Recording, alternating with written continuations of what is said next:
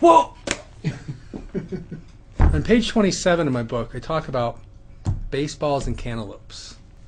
Interesting topic. I use this as an analogy to explain something that especially women get caught up in, which is muscle. I mean, muscle tends to be this guy thing. I don't want to get boxy. I don't want to get huge.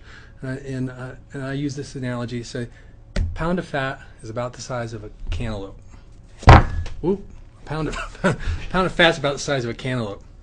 Pound of muscle, about the size of a baseball.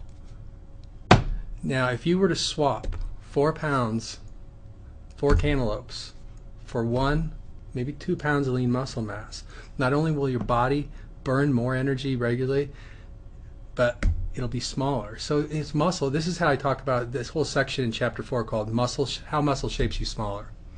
Really, really, I mean, I think this is one of the most important chapters in the whole book, really, which is busting through the myths of strength training and the myths of strength, really, and having a stronger, leaner body.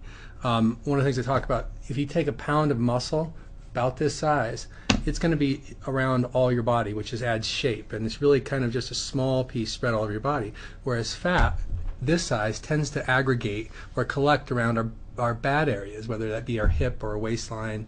So you've got this in one spot, this all over the body. What's your choice? I've talked to thousands of people that have had this occur.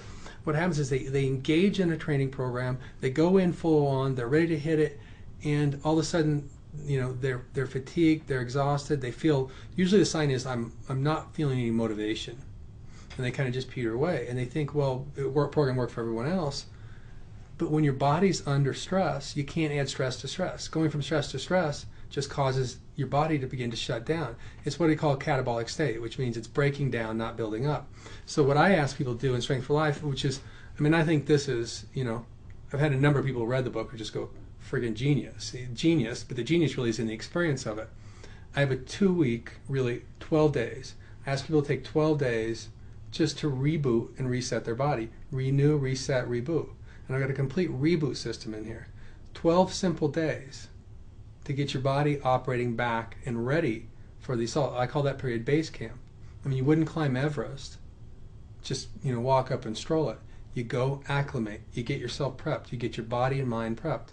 I give you 12 days to reboot your system to ready for the 12-week training camp. And I think that's going to improve the number of successful transformations radically.